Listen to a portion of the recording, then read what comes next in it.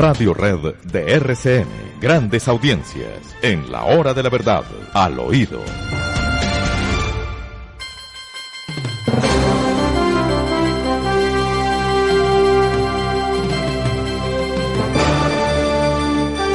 Bueno, repitamos al oído, queridos amigos, el número de reproducciones que tuvimos por YouTube y por Facebook el día de ayer. Hoy tenemos también una audiencia disparada porque cada vez más la gente está necesitada de que les digan la verdad y de que la enfrentemos objetivamente. ¿Quién nos quiere contar cuál fue ese resultado del día de ayer en YouTube y en Facebook?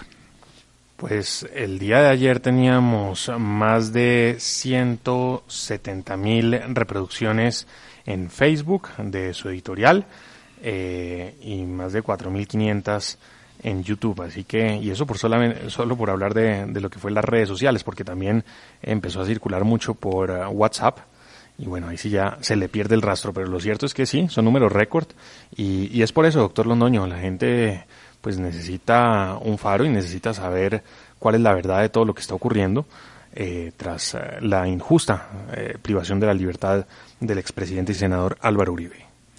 Hay una sensación que hay que derrotar.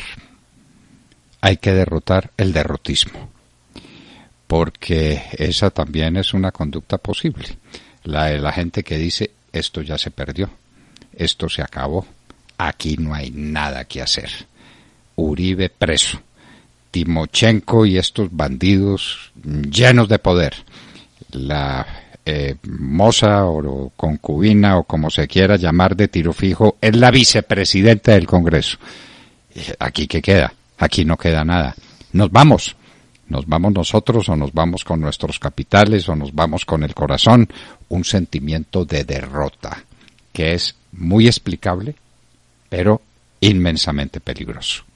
Inmensamente peligroso. Hay que darle la cara. No desanimarse ahora. Hay que darle la cara a la adversidad, Pero hay otro peligro que es el de tomar decisiones equivocadas. En medio de esta crisis, la gente dice algo hay que hacer y hay que hacerlo inmediatamente. Sí, hagámoslo inmediatamente, pero razonadamente. ¿Cuál es el camino real, el que nos lleva a impedir lo que quieren estos togaos comunistas que han resuelto encarcelar al presidente Uribe? Pues lo que quieren es entregarnos en manos del socialismo, ¿no?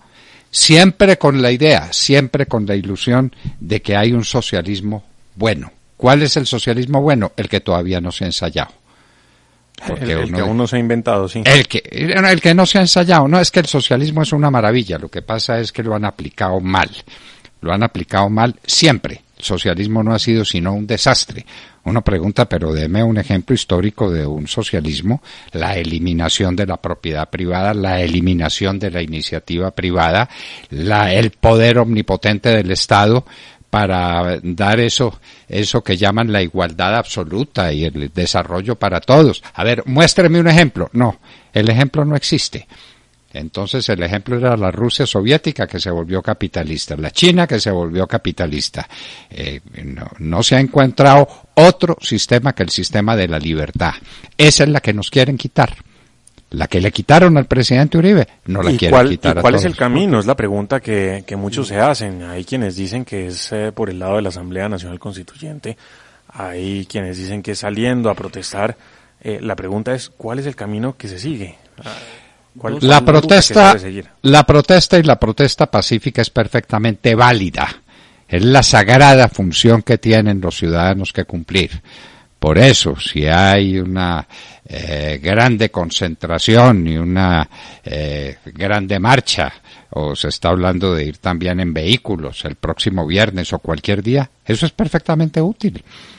Y ha habido concentraciones en muchas ciudades demostrando la ira que tiene el país, pero demostrándolo no con la misma ira con la que actúa la Corte, sino muy por encima de la Corte, demostrándolo con civismo, con patriotismo, con sentido democrático y de respeto por la libertad y por los valores, es decir, sin violencia. Vaya diferencia la de estas manifestaciones, doctor Fernando, Sergio, a la de la Colombia Humana, por ejemplo.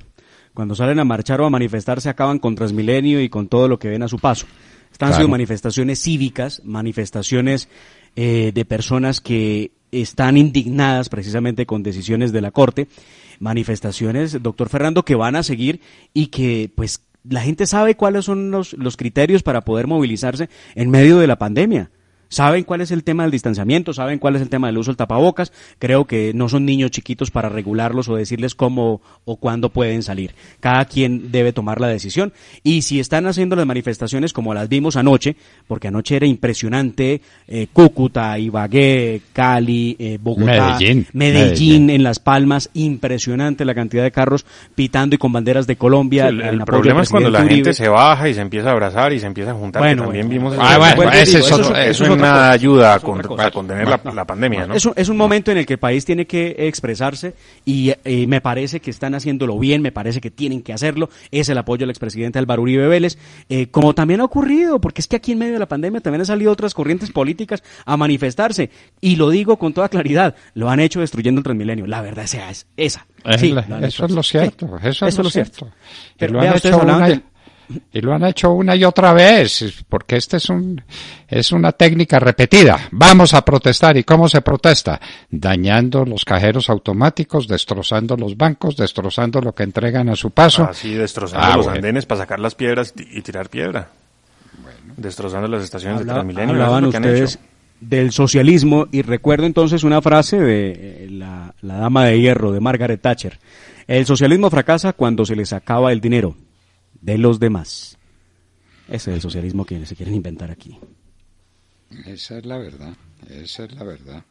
Y Churchill tiene unas expresiones maravillosas también sobre el particular.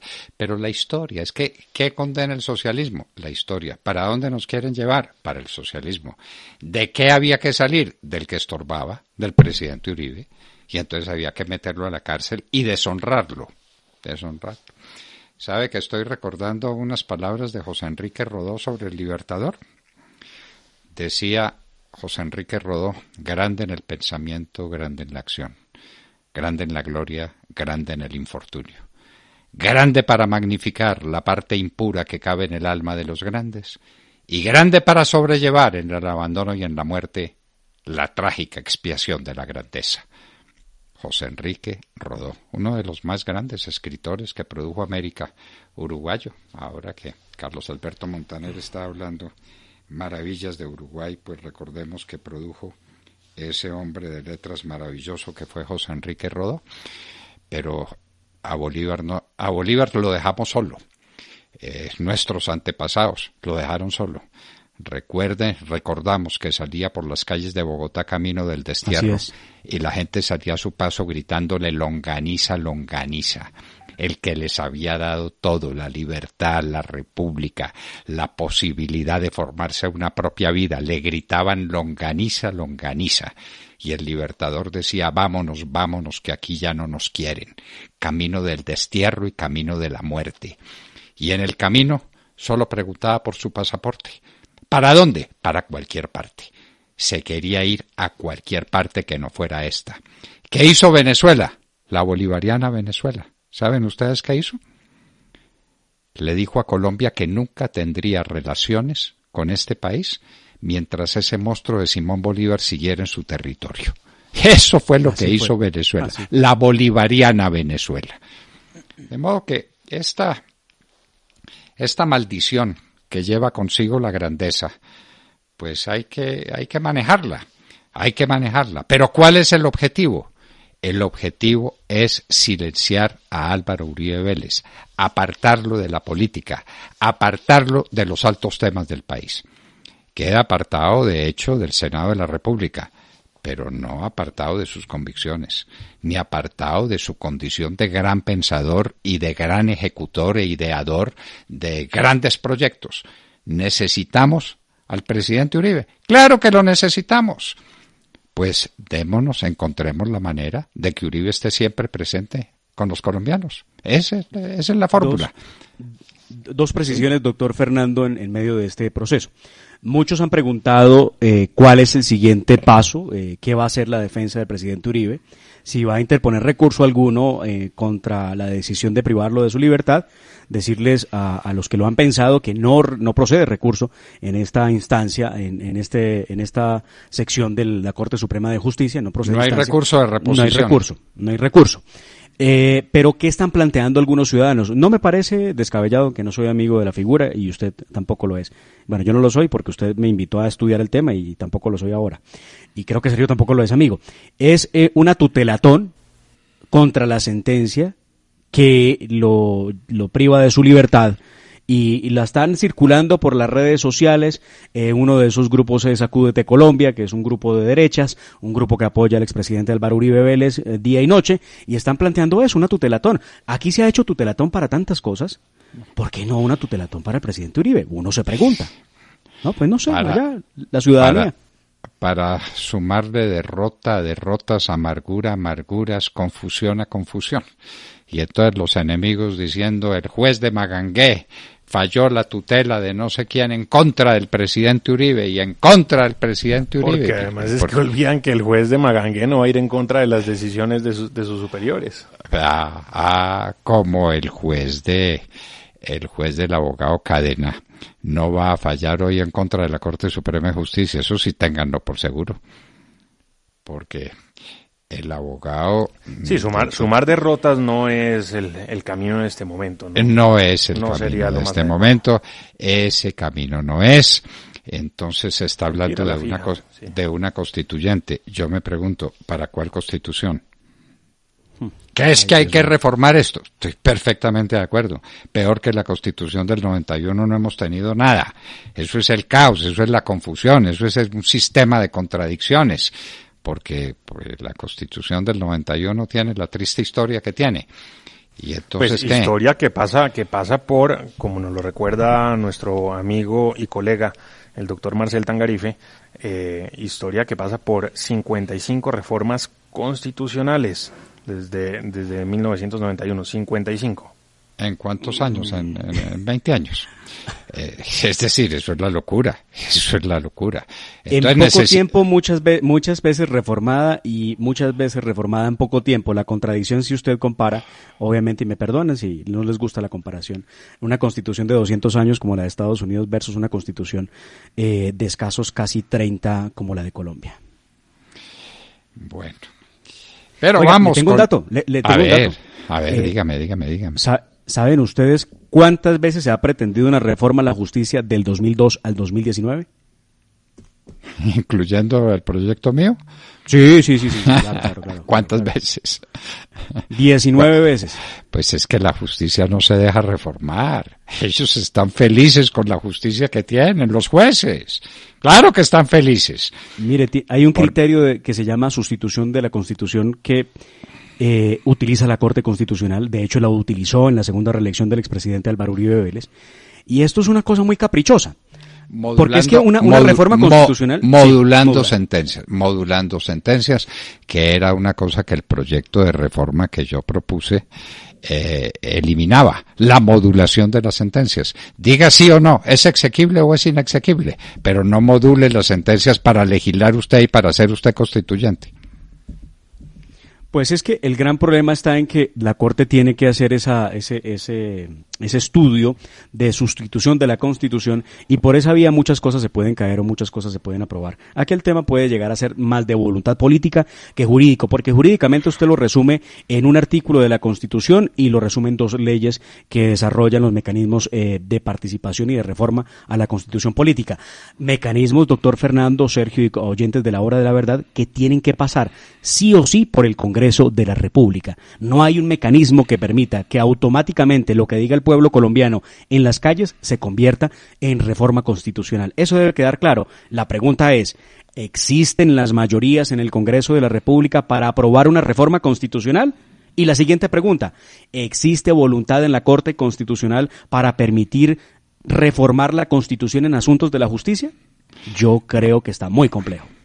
No se le olvide que la Constitución del 91 es hija de una decisión de la Corte Suprema de Justicia absolutamente contraria al derecho y a la razón. Yo diría de un golpe de Estado.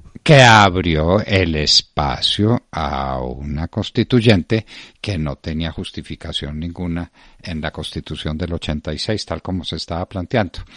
Y entonces se dividió la Corte, y se dividió por dos, se dividió por mitades, hasta que vino el voto definitivo, curiosamente, de un conservador muy eminente, del doctor Hernando Gómez Otálora. Entonces, por un voto y por el voto de un conservador se le abrió espacio a esa locura de la Constitución del 91. Los que proponen una asamblea constituyente van a tener de parte nuestra una respuesta inmediata. ¿Cuál constitución propone usted? ¿Qué es lo que estamos proponiendo? ¿Constituyente para qué? ¿Es que hay que reformar la administración de justicia? Por supuesto hay que reformarla. Por supuesto hay que reformarla. Lo primero, tener jueces dignos, jueces ilustrados, jueces competentes, que es lo que no tenemos. ¿Y por qué no los tenemos? Porque la base de todo el sistema para seleccionar a los jueces está en el Consejo Superior de la Judicatura. Y el Consejo Superior de la Judicatura, ¿de dónde viene? Del Congreso. ¿Y el Congreso qué es? Pues una cantidad de políticos y de manzanillos y tantas veces corruptos que quieren manejar la justicia a su amaño. Y la manejan, nombrando a los jueces. Es que esto es increíble. Quieren tener una judicatura buena, pero elegida por el Congreso que es malo. ¿A quién se le ocurre? Los imposibles, doctor Fernando. Bueno, dice, ¿será usted? Que el periodista Rugeles habló de una reunión entre los magistrados de la sala. Pues sí, el periodista. ¿Usted lo vio, Sergio? Sí, yo lo vi. El periodista Rugeles, Gustavo Rugeles, director del portal El Expediente, denuncia una supuesta reunión a altas horas de la noche de algunos magistrados en el norte de Bogotá, pero no hay mayor información, no hay muchos más detalles de esa reunión. Bueno. Entonces es muy poco. Yo creí que era bastante más. Que se reúnan, pues no se han reunido presencialmente y entonces ojalá pues no se hayan contaminado. Sí, se reúnen en el apartamento de alguno de ellos, es lo que dice Rugeles, ¿no? Ojalá no se llenen de coronavirus, porque pues esas cosas pasan y pasan indefectiblemente. Entonces yo no los veo en una reunión a todos con tapabocas. ¿Usted cree? No. Lo primero que yo preguntaría sobre esa reunión... El tapabocas estorba para el vaso de whisky. Si usaron o no usaron el tapabocas, si no lo usaron van a quedar con coronavirus todos esos magistrados, todos. Basta uno contaminado, asintomático y ya quedaron todos listos. Bueno, preocupante la situación de salud del presidente Uribe, porque obviamente el presidente Uribe está bajo una carga emocional comprensible para cualquiera. Sentirse como se sentía el Libertador en su momento, traicionado, ignorado, abandonado, convertido en fuente de ludibrio para sus enemigos, eso tiene que ser una carga muy grande. Eso baja las defensas, dicen los médicos. Por eso al presidente hay que darle... Una semana la que ha tenido el expresidente Uribe. Hay que darle ayuda, hay que darle entusiasmo, hay que decirle que estamos con él y que vamos a estar con él y que no lo vamos a dejar solo. Y que él es fundamental en la política colombiana. Allá en el ubérrimo, donde quiera que esté el presidente Uribe, es fundamental para la política colombiana. Y eso es lo que el presidente tiene que saber, entre otras, por su salud, se ha dicho. Lo cierto es que tiene coronavirus asintomático, pero eso es grave de todas maneras, grave, una situación grave la del presidente Uribe, y en esa situación grave no lo vamos a dejar abandonado. Bueno, queridos amigos, ¿tienen algo para contarnos al oído? ¿O nos vamos con nuestro invitado? Tenemos invitado muy especial. Un invitado importantísimo. Hablábamos con ustedes al oído.